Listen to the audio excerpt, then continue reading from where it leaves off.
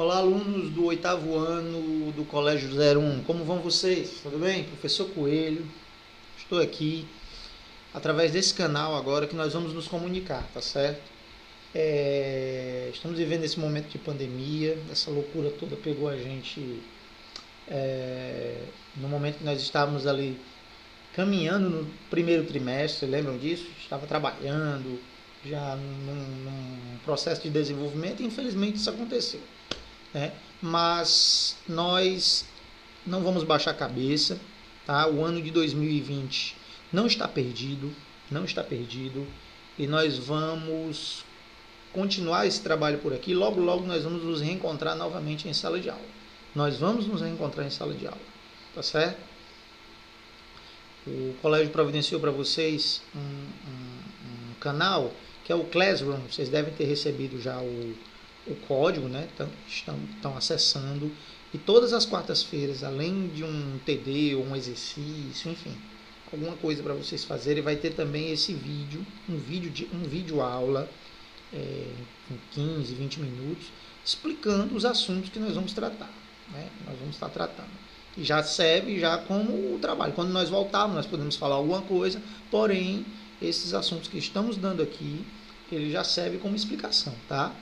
Ok? É isso. Eu queria registrar aqui que todos nós, né, que fazemos o Colégio 01, inicialmente ficamos muito preocupados, mas agora estamos esperançosos de que tudo logo, logo vai voltar ao normal. Eu queria deixar o meu abraço a todos os alunos do oitavo ano, né, o João Pedro Pinheiro, um abraço, João, para você e sua família, o Ítalo Neves, você também, você e sua família, todos vocês, um abraço. O Alex Abner, vocês também. Fiquem bem aí, cuidem-se. Maria Clara, um beijo para você aí, tá? Cuide-se, você e sua família. E a Thalita também. Todos vocês, um beijão, Thalita. Todos vocês, tá? Fazem aí o oitavo ano, uma turma que estava em formação. Logo, logo nós vamos estar juntos de novo. Quero ver vocês lá conosco, tá certo?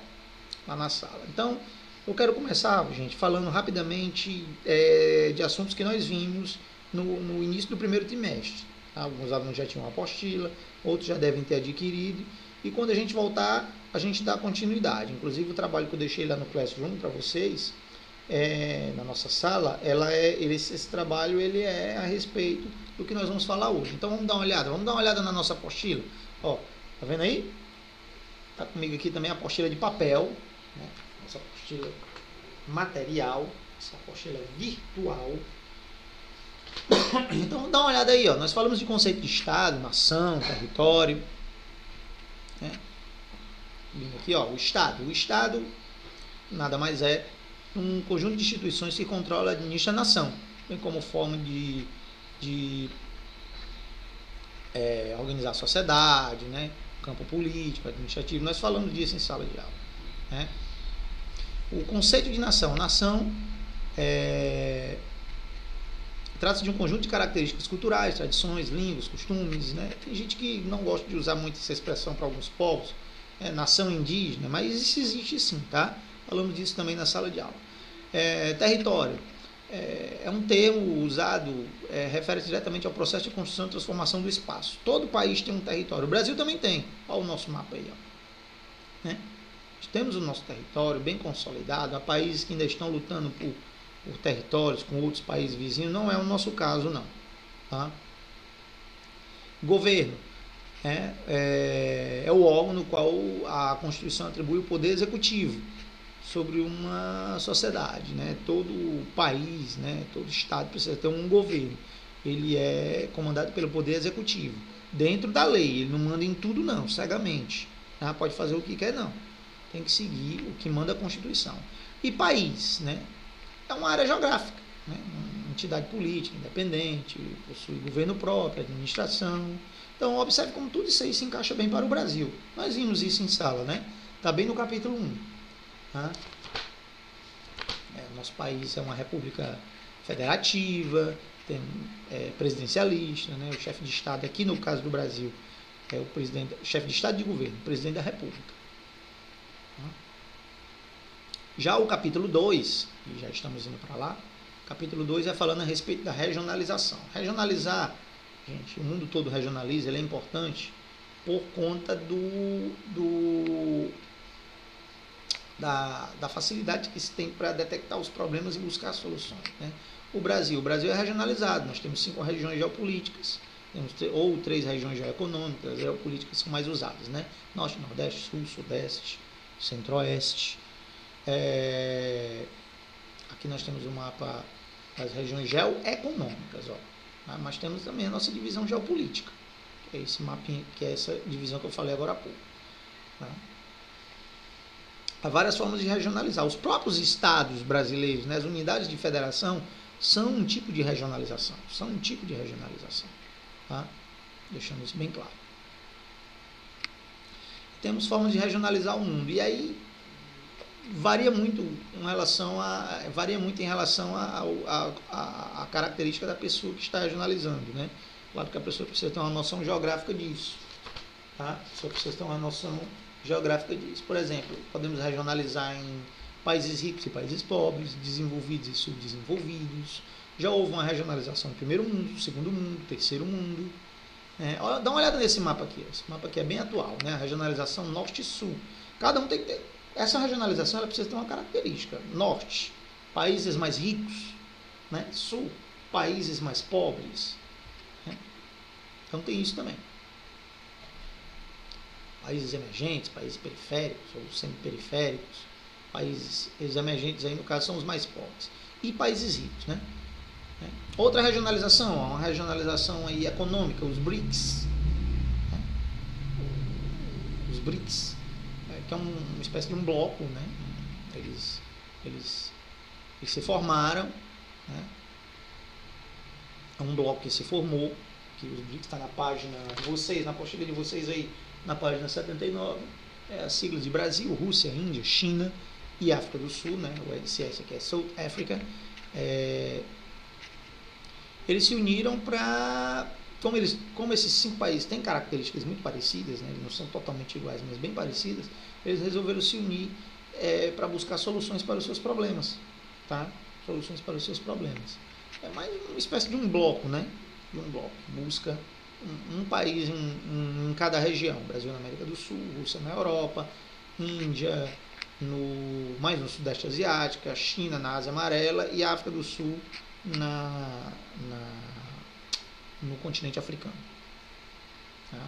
O próximo capítulo, né, que é o capítulo 3, está chegando lá, nossa apostila virtual, é o desenvolvimento e subdesenvolvimento, que é uma forma de fazer essa divisão. Estou indo para lá, página 85. Observe aí, desenvolvimento, subdesenvolvimento. Né? Chegamos a falar desse assunto também na sala de aula, lembra?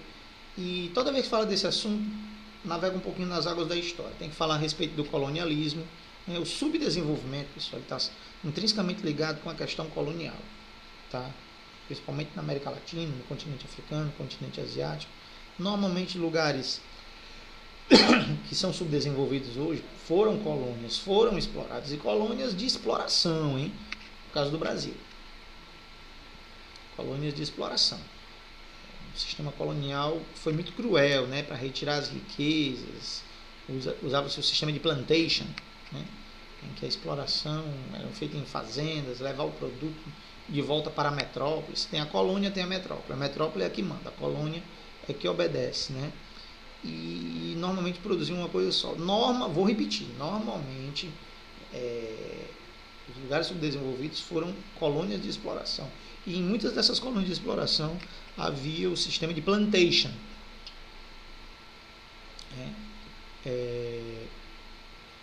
Normalmente os países mais pobres estão ao sul. A gente lembra aquele mapa? Países mais ao sul, né? Países subdesenvolvidos. É isso. Fazemos isso em sala. Vamos avançar aqui.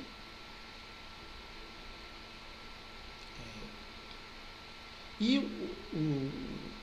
os países emergentes, deixa eu só voltar um pouquinho aqui, que dizia o número, a origem do desenvolvimento. Agora vamos falar especificamente dos países emergentes, né? Que são os países emergentes significa países pobres.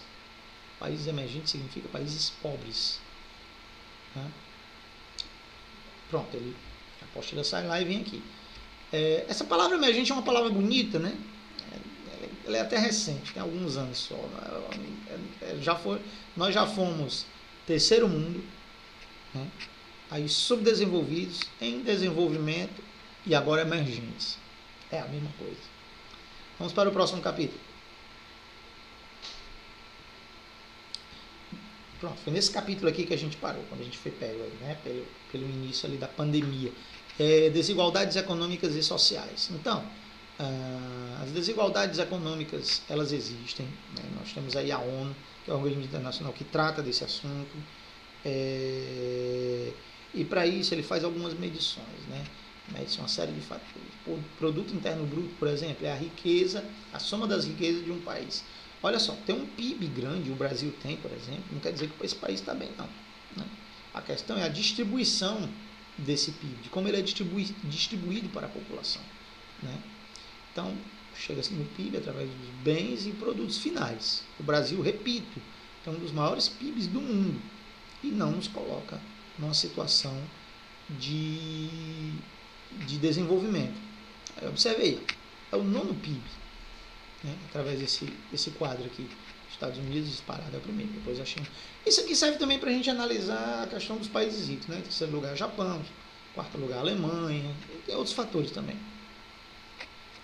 Para a gente ver realmente se um país está bem, pode ser considerado um país desenvolvido, nós temos que analisar o PIB per capita, que é o produto interno bruto, né? Dividido para as pessoas. Per capita quer dizer dividido às pessoas. Uma apostila.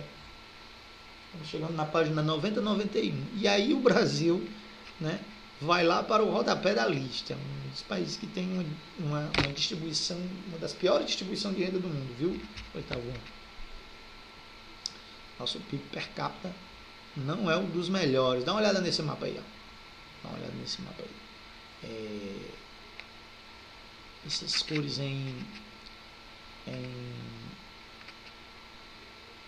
escuro, né, são os melhores PIBs. Dá uma olhada aí, ó, Austrália, Estados Unidos, né, as melhores distribuições. Essas cores mais claras são as piores aqui, ó. Observe, mais claro, menos de $1.000 per capita, tá? Mais escuro, mais de $100.000 per capita. Então, nós temos alguns aqui, principalmente na Europa, né? Olha só, Mônaco, Liechtenstein, Luxemburgo, são países em que a população tem um padrão de vida muito bom. Distribuição de renda através do coeficiente Gini. Coeficiente Gini, ele foi criado por um italiano, um matemático, Corrado Gini, é um instrumento para medir o grau de concentração. Ele mede a distribuição, a diferença entre os rendimentos de um grupo de mais pobres e menos pobres. Normalmente, os mais ricos e os mais pobres. Normalmente, os 10%, ele faz uma comparação do dinheiro distribuído entre os 10% mais ricos, a distribuição dos 10% mais ricos e os 10% mais pobres. Então, o grupo que levar o grupo que levar o maior valor mostra que essa distribuição está injusta, né?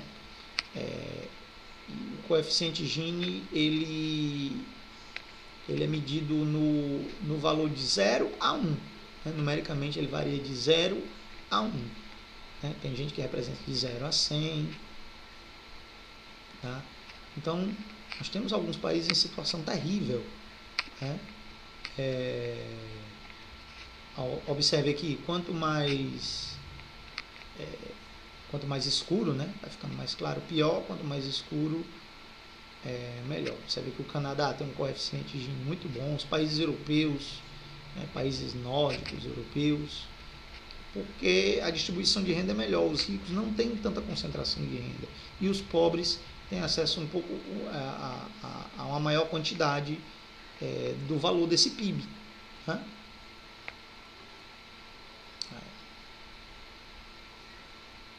Olha a situação aqui.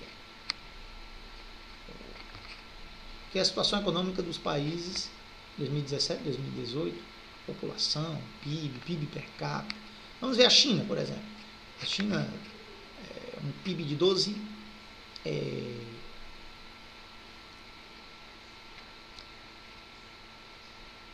um PIB de 12. Meu Deus, como é a medição aqui? Milhões. Em milhões. 12 bilhões de dólares. Né? 12 bilhões de dólares. A Índia, 2 bilhões. Aqui não é em milhões, não, viu, gente? Tá? Aqui não é em milhões, não. Tá? É bilhões mesmo. E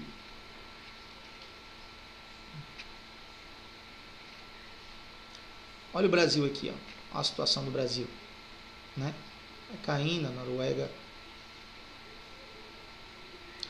A medição aqui é a seguinte, gente. Aqui é milhões, bilhões e trilhões. Ó. Se fosse só aqui, ó, 782, essa leitura sempre confunde um pouco a gente, eu peço desculpas. 782 milhões, 667 milhões. Então aqui, ó, bilhões, trilhões, 12 trilhões. O Brasil, 2 trilhões. Né? A Noruega, 399 milhões. Desculpe, é assim que tá? Só esclarecendo. População absoluta no Brasil, 210 milhões, está bem atualizado esse. E o PIB per capita, ó, né? 9 mil dólares por pessoa, se fosse assim distribuído, mas não é. Tá? Não é bem assim. Se fosse. Né? Então, nós chegamos a falar desses assuntos aqui, né? Tem mais alguns pontos aqui, total de importações, exportações. Quero que vocês leiam em casa a apostila, vocês já devem estar tendo curiosidade. Setores da economia, os setores da economia são divididos em primário, secundário e terciário. Eu acho que nesse ponto aqui nós precisaremos. O setor primário, gente, ele é dividido em agricultura, pecuária e extrativismo. Tá? Esse é o setor primário. Agricultura, pecuária e extrativismo, vegetal e animal. Já o setor secundário, ele é aquele que transforma as matérias-primas, ou seja, é a indústria. No caso do Brasil, temos também a construção civil. Tá? Tem lugares que não colocam a construção civil, mas de uma forma geral se coloca o setor secundário. O setor terciário é o setor de serviços e comércio. O setor de serviços e comércio. Tá? É o setor que mais emprega. No Brasil é cerca de 50% a 55%. E temos um novo aí, que é o setor quaternário. Esse é novo, então, uns anos para cá. Talvez até desde o início do século XXI. É o setor de alta tecnologia, né? Inclui alta tecnologia, tecnologia da informação. Esse setor aqui, ele é dos países mais ricos. E quando aparece alguém em países subdesenvolvidos, os países ricos vão lá e drenam, né? Levam essas pessoas para os países mais ricos. Tá? Falando de desigualdade, nós chegamos a falar, e eu me recordo, de IDH, né? O IDH, ele é uma medição também de 0 a 1, né? É diferente do coeficiente Gini. O IDH, ele mede a situação social das pessoas baseado em alguns fatores, né? Baseado em alguns fatores. O padrão de vida, né? Esses fatores são mortalidade infantil, expectativa de vida, tá? A situação das pessoas para se analisar esse IDH. A taxa de mortalidade infantil, ela é analisada, a taxa de mortalidade infantil, ela é analisada através também de um cálculo, tá? E é por 1000, tá? A mortalidade infantil. E temos também a taxa de natalidade, normalmente é por 1000, não é por 100. Depois, quando vai se fazer a medição, né, a expectativa de vida, é que faz um cálculo entre a mortalidade infantil e a taxa de mortalidade e a taxa de natalidade. A mortalidade infantil ela é importante porque ela analisa um fator fundamental em qualquer sociedade, que é a quantidade de crianças, que é o futuro, né? Então, o Brasil, que já teve uma taxa de mortalidade muito alta e conseguiu diminuir, deu uma pequena aumentada alguns anos para cá, mas ele conseguiu diminuir, ele sabe disso e melhorou bastante a nossa sociedade. E nós temos alguns países, né, com a mortalidade mais alta é essa mais escura, observe, destaque para o Sudeste Asiático e para o continente africano. E quanto mais clara, a mortalidade menor. A esperança de vida baseado na qualidade de vida dessa criança e as condições dela sobreviver, né? Quanto mais claro, pior. Quanto mais escuro, melhor. Observe que o Brasil está numa situação boa, né? Os países do continente africano é a situação mais vulnerável. Temos também aí um mapa falando a respeito do acesso à rede sanitária, e isso é analisado pelo IDH também, tá? Acesso à água potável, né? Tudo isso juntando, gente, a gente tem uma noção de como vivem as pessoas em alguns países, né? Passar fome, como está dizendo aí na nossa apostila, é terrível, né? A subnutrição. O homem conseguiu criar máquinas mais pesadas que o ar e elas conseguem voar.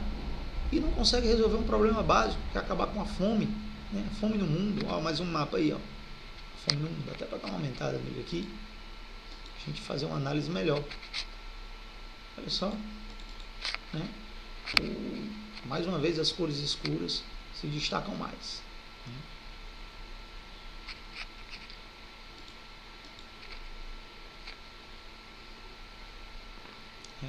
Taxa de analfabetismo também é usada o analfabetismo também é usada para analisar o IDH, o Índice de Desenvolvimento Humano, né?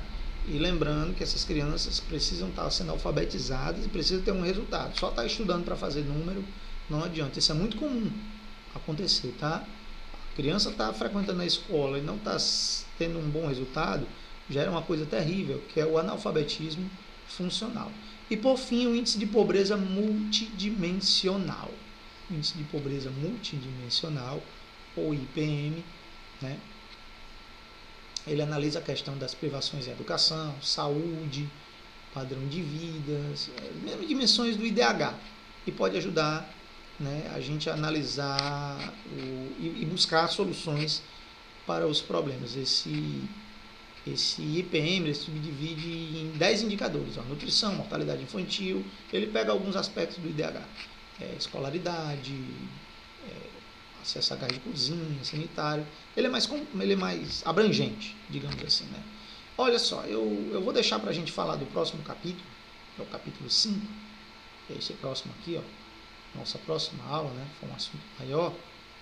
E se ficar alguma questão aí no trabalho que vocês têm no Classroom, a gente fala a respeito dessa questão, a dinâmica populacional. Eu acho que eu coloquei 2 pirâmides etárias. Não faça essa questão agora, não.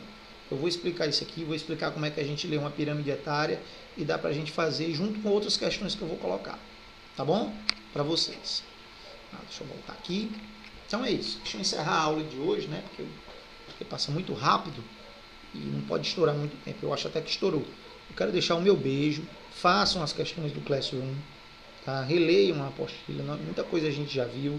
Releiam a apostila. E a gente vai se encontrar logo ao vivo também. Vamos ter encontros ao vivo. E o que vocês quiserem perguntar, vocês podem perguntar também lá na caixa de perguntas da nossa sala, tá? E façam as questões no caderno. E no nosso próximo encontro a gente vai continuar no capítulo 5, tá? Tchau, um abraço.